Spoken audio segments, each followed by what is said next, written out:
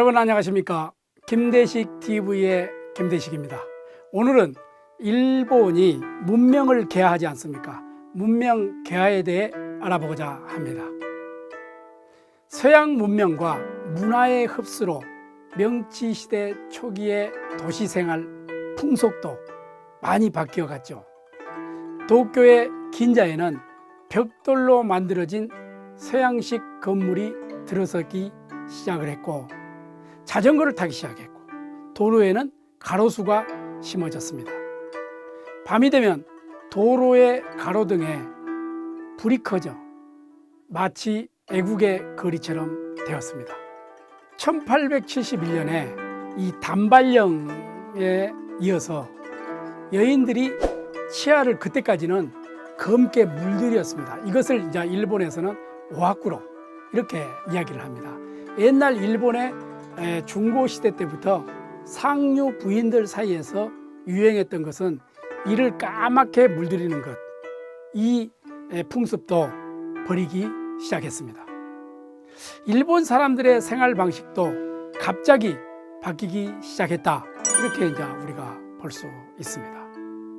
레스토랑에서 쇠고기를 먹고 커피와 빵, 맥주와 와인, 이것을 이제 마시는 것이 하나의 문명이다, 이렇게 생각해서 크게 유행했죠. 군대의 제복으로부터 시작한 그 양복이 또 유행되어 관리들이라든지 학교 선생님들 그리고 학생들을 중심으로 입기 시작했고, 1872년에는 관리의 제복을 아예 양복으로 정하기에 이르렀습니다. 또한 1872년 도쿄의 신바시와 요코하마 간에 이제 철도가 개통되어 전기기관차가 달리기 시작하니까 사람들은 어리둥절했던 것이죠. 그럴 수밖에 없었죠. 거리에는 새로 발명된 인력거가 수입된 마차와 함께 거리를 누볐으니 얼마나 그들은 놀랬기도 했지만 이것이 하나의 딴 세상이 된 것이었죠. 그렇지 않겠어요? 이즈음에 화족이나 정부 관료들이 탄 쌍두마차가 평민들이 탄 마차나 인력거와 대조를 이루어 사람들의 시선을 끌 수밖에 없었다, 이렇게 보면 될 것 같습니다. 철도와 신문, 또 우체국과 학교, 간호사와 옛날에는 버스에 그 차장이 있었어요. 우리도 차장, 이런 것은 문명 개화의 하나의 상징으로 여겨졌습니다. 종래에 음력을 썼죠. 우리도 옛날에 음력을 썼잖아요. 지금도 우리가 양력, 음력 쓰지만은 음력 대신에 또 양력을 쓰기로 결정을 했습니다. 그때부터 이제 달력도 서양과 같이 서기면전 이렇게 된 거죠. 태양력을 사용하게 되었습니다. 거리에는 새로 발명된 인력거가 수입된 마차와 함께 거리를 누볐고, 그리고 하루를 24시간으로 일주일을 7일로 해서 일요일이 휴일로 그때부터 정해졌습니다. 수도와 전기가 사용되기 시작한 시기도 이때였다라고 생각하면 될 것 같습니다. 갑자기 변화된 생활 풍습과 습관 등은 일본 근대 문학의 작품 속에 그대로 묘사되어지고 있습니다. 명치 신정부는 구미 여러 나라의 학문과 지식을 받아들여 일본의 근대화를 진척시키려고 했죠. 1873년 미국에서 귀국한 모리아리 노리는 후쿠자와 유키치와 나카무라 마사나오, 또 가토 히로유키, 니시 아마네, 이런 그 학자들과 함께 메이로쿠사라는 단체를 만듭니다. 구미 여러 나라의 근대 사상을 소개하는 데 힘을 쓰죠. 메이로쿠사의 학자들은 대부분 가이세이조, 에도 막부의 그 양학 교육기관을 가이세이조 이렇게 이야기합니다. 그 출신의 양학자들이었으며, 선구적인 신지식인들의 이들은 영국의 학문을 도입하여 자유주의와 개인주의 사상을 주창했습니다. 그리고 이제 기관지인 메이로크 잡지를 발행했죠. 잡지는 잡지죠. 그래서 이제 월 2번에 걸쳐서 이제 강연회를 열어서 봉건 사상을 또 비판하고 또 자주 계명의 이름 아래 새로운 서양 문화와 사상을 보급하는데 적극적으로 이들이 앞장섰습니다. 메이로크사 회원의 계몽 활동은 근대 사상을 뿌리내리게 하는 역할이었지만 그것은 정부가 주도하는 계명 정책의 영역을 뛰어넘는 것이 아니라 충실한 국민적 협력을 이끌어내어 근대 국가 성립을 내부에서 능동적으로 지탱하는 사상적 기반을 창출한 것이었다라고 볼 수가 있습니다. 에도 말기부터 유신 초기 무렵에 모토키 쇼조라는 사람은 납팔자 있잖아요. 할판 인쇄를 또 그때부터 시작을 했고, 할판 인쇄의 개발에 의해서 또 신문과 잡지의 발행이 활발하게 이루어졌다라고 이해하면 되겠습니다. 일간신문으로는 1871년 요코하마 마이니치 신문이 처음으로 발행되었죠. 지금의 일본 마이니치 신문입니다. 그 후에 계속해서 많은 신문과 잡지가 발행되었습니다.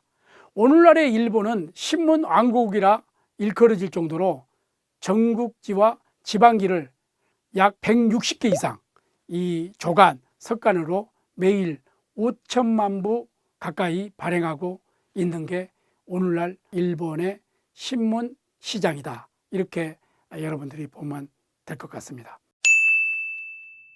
이것은 인구 2사람에게 한 개의 신문을 보는 하나의 보급률로서 미국과 러시아, 영국의 신문 보급률을 넘어서는 숫자다. 이렇게 말할 수 있습니다. 한마디로 세계 제1의 그 신문을 애호하는 국민임을 증명하고 있는 것이죠. 일본에는요 100년 이상의 역사를 가진 신문사가 적지 않습니다. 이러한 신문사는 일본의 근세에서 근대로 돌입할 무렵에 자유민권 운동이라고 하는 언론 자유화 속에서 태어나서 여론 등을 통해 높은 사회적 신용을 얻고 있다 하겠습니다. 신문은 사회적 목탁이라는 말이 아직도 쓰여지고 있는 것은 일본 사회에서 신문이 어떠한 평가와 기대를 받고 있는가를 나타내주고 있죠. 최대의 발행 부수를 자랑하는 신문사는 1874년에 설립돼서 약 7,000명이 넘는 종업원이 매일 1,350만 부를 발행하고 있는 요미우리 신문사다. 이렇게 여러분들이 알고 있으면 될 것 같습니다. 또 러시아의 프라우다 신문이 있죠. 발행 부수가 약 1,000만 부로 알고 있습니다. 중국의 인민일보가 약 700만 부 정도를 발행하고 있는 것을 볼 때 요미우리 신문의 발행 부수는 자유진영과 사회주의 국가를 합쳐서 계산하더라도 세계 최대의 발행 부수를 자랑하고 있다라고 보면 될 것 같습니다. 그 밖에 일본에서 이제 발행되고 있는 신문사의 발행 부수를 살펴보면 종업원 약 8,000명이 넘는 매일 1,200만 부를 발행하고 있는 아사히 신문입니다. 또 종업원 한 5,000명이 넘는 매일 650만 부를 발행하고 있는 마이니치 신문이 있습니다. 그리고 이제 대표적인 경제지가 2개가 있죠. 니혼 게자이 신문과 우익단체 산케이 신문이 있죠. 이와 같이 약 100년 이상의 전통을 갖고 있는 신문은 일본 근대 문학의 발전에도 엄청난 영향을 끼쳤다. 이렇게 우리가 볼 수 있습니다. 예를 들어 보면은 러일 전쟁 때 전쟁 정보를 상품화하는 것에 대해 신문의 발행 부수를 대폭 늘린 신문업계가 전쟁이 끝나자 격심한 판매 전쟁을 벌이고 있었죠. 전쟁 정보가 없어진 후에 각 신문사는 늘어난 독자들을 붙들기 위해서 어떻게 해야 되겠습니까? 서구적인 소설 정보를 하나의 상품으로 할 필요성을 느끼고 있었던 것이었습니다.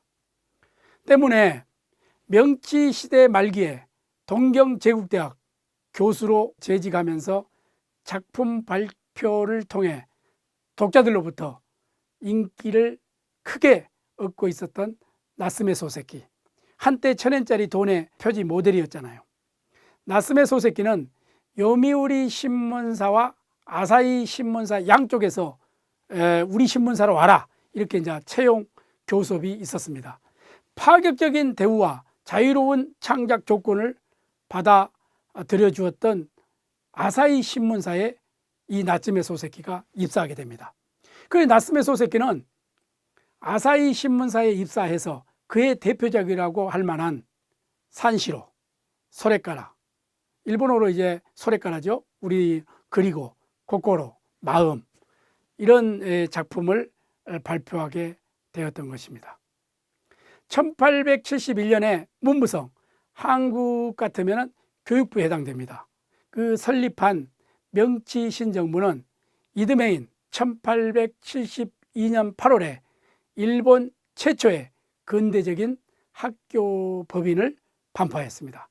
이때 이제 교육 이념인 부국강병책, 식산흥업, 재산을 불리어 느리고 새로운 사업을 일으킨다, 이런 식산흥업이었습니다. 새로운 학계를 실현시키기에 신정부는 의무교육제를 도입해서 종래 무사계급 이상의 독점물이었던 봉건적 차별교육을 폐지하고 3인평등, 그렇기 때문에 사무라이와 일반 시민의 평등과 사무라이와 서민의 기회균등을 목표로 한 새로운 근대적인 교육제도 등을 도입했던 것이죠. 또한 교육의 목적을 입신양명, 그래서 그거를 기본으로 삼아서 그 자산을 경영하여 생업을 번창시킨다는 데 두고 개인의 완성과 실생활에 도움이 되는 실학을 높이 평가하였던 것입니다. 그리고 이제 학교의 경비는 자비부담을 원칙으로 했죠. 그렇기 때문에 이제 교육은 교육의 수강자인 국민에 의해서 자주적으로 이루어져야 함을 표방해서 학비와 의식의 비용을 정부에서 지급하는 것을 부정하였던 것입니다. 이 학제의 반포는 명치신정부에 의해서 교육정책이 위로부터 계명정책이었음을 전형적으로 보여주고 있는 것이다, 이렇게 우리가 볼 수가 있습니다. 당시 모든 일본 국민이 명치신정부에서 내놓는 그 새로운 교육정책에 찬성했던 것은 아니었습니다. 명치시대 초기에 귀찮게 생각하는 사람들도 많았다고 볼 수 있습니다. 자비교육 원칙은 지방세 증가, 기부금 부과, 수업료 징수를 피할 수 없어서 국민들에게는 과중한 부담으로 남게 될 수밖에 없었던 것이었죠. 특히 지방의 각 지역에서의 명치신정부의 교육 정책에 대하여 반대 운동이 일어났고 초등학교를 파괴하는 이런 사건까지 일어났던 것이었습니다. 당시 일본 국민들 가운데 이 바쁜 때 아이를 학교에 보낼 것인가, 학교를 세우는 돈이다, 이번에는 수업료다, 학교는 몹시 돈이 들어가 감당할 수가 없다, 학교를 허물어버리겠다, 이런 그 주장들이 신정부 교육정책에 반대하는 목소리가 1877년 그때까지 일본 각 지역에서 이런 반대 운동이 일어났던 것이었습니다. 이 계명적인 교육 정책에 대해서는 명치 정부 내에서도 반대 의견이 있었습니다. 그래서 1879년에 교육령에 의해 그 학구제가 폐지되고 교육의 권한을 대폭 지방으로 옮깁니다. 그리고 이제 국가 통제를 완화하는 개정안이 단행되었죠. 그러나 이에 따라 취학률이 또 이제 감소하고 또한 너무 자유주의적이라는 이 비난이 또 높아져 갑니다. 그러니까 한쪽을 이렇게 하면 한쪽이 또 반발하고 한쪽을 또 이렇게 하면 한쪽이 반발하고, 이런 것이 이제 계속해서 갑론을박이 되었던 때도 이때입니다. 1880년에 교육 개정령 이후 통제가 다시 강화되고 교육 목적도 급속히 국가주의화가 되었다, 이렇게 볼 수가 있습니다. 어쨌든 명치 신정부는 프랑스와 독일 등의 학제를 모방했죠. 그 다음에 전국을 8개 대학구, 각 대학구를 32개 중학구, 또 중학구를 210개의 소학구, 이렇게 나눕니다. 그래서 인구 600인에 대해서 한 개의 초등학교를 개설하는 계획을 수립하였던 것이죠. 초등학교에서 대학에 이르기까지 일관된 근대적 학교 제도를 확립하였고, 국가의 통제하에서 중앙 집권적인 교육 체제를 만들려고 한 것이었습니다.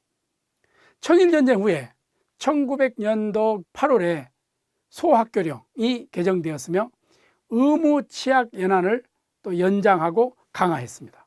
1903년에는 국정교과서 제도가 시행되어 이때 취약률은 98.23% 기록으로 보면 그렇습니다. 남자가 아마 98%, 여자가 98% 가까이. 또한 학문 연구와 고등교육의 필요성을 느끼죠. 그래서 1877년에 동경제국대학, 현재의 도쿄대학입니다. 이때 이제 설립이 됩니다. 그리고 이제 1897년에 교토제국대학, 현재의 교토대학입니다. 그리고 1907년에 동북제국대학이 생깁니다. 현재의 도읍구대학, 동북대학을 이야기하는 겁니다. 그 다음에 이제 1900년에는 규슈제국대학, 지금 현재의 규슈대학입니다. 1918년에는 홋카이도 제국대학, 지금 현재의 홋카이도 대학입니다. 이런 대학들이 그때 다 설립이 되는 것이죠. 몇 명의 여학생을 정규로 입학시킨 것을 제외하고는 제국대학에서는 여학생을 1924년까지는 받아들이지 않았습니다. 남녀 차별이 아주 심했다, 이렇게 볼 수 있습니다. 우수한 학생들이 저렴한 학비로 공부를 할 수 있도록 국가에서 이 당시에 설립된 국립제국대학은 오늘날까지 이어져 내려와 일본의 명문대학으로 자리 잡았다, 이렇게 볼 수가 있습니다. 국립인 제국대학에 그 당시 이제 사립대학도 설립됩니다. 지난번에 한번 말씀드렸죠. 후쿠자와 유키치는 1858년에 게이오 기츠쿠, 현재 게이오대학이죠.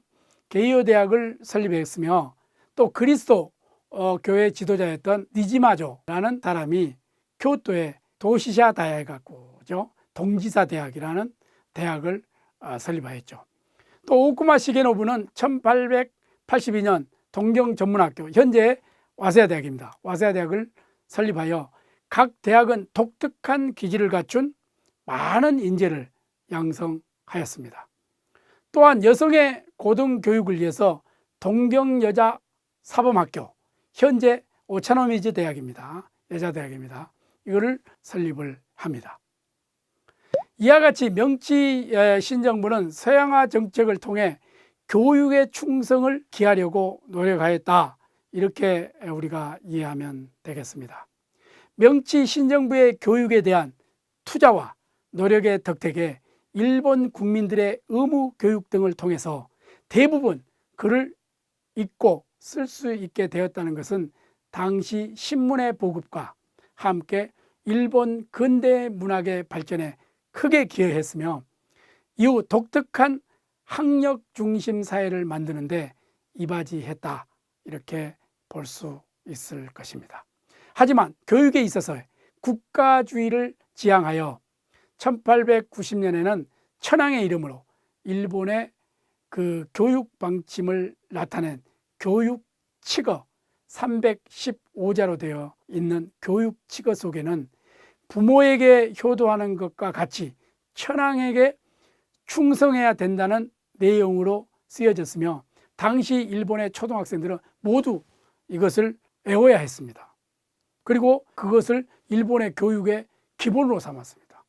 한때 우리도 국민교육원장을 학교에서 달달 외웠던 기억이 새롭습니다만, 아무튼 명치 유신 이후 서양 문화와 문명의 유입은 대부분 제도나 생활 양식 면에서 적극적으로 소화되었지만 자유나 개인의 존중, 민주주의와 같은 근대 정신은 올바르게 도입되지 않은 채 끝났다, 이렇게 볼 수 있습니다.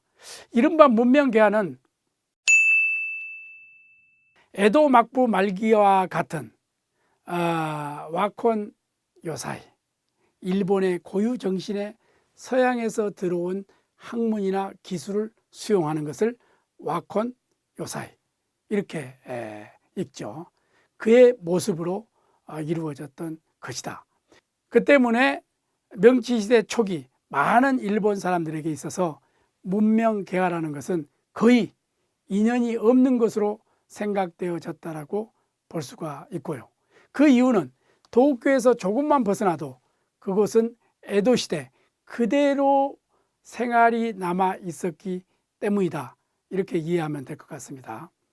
그래서 도쿄를 중심으로 이제 신명문이 들어왔는데 조금만 떨어져 가면은 옛날 에도 시대의 그 문화가 그대로 남아 있죠. 그러므로 이제 문명 개화라는 기치 아래 서양 문명과 문화의 수용 흡수 등으로 인해서 갑자기 서양식으로 바뀌어진 생활, 풍속 등이 일본 전국으로 퍼져서 일반의 국민들이 피부로 실감하는 데까지는 상당한 시간이 걸렸다, 이렇게 이해하면 될 것 같습니다. 오늘 여기까지 하겠습니다. 끝까지 시청해 주셔서 감사합니다.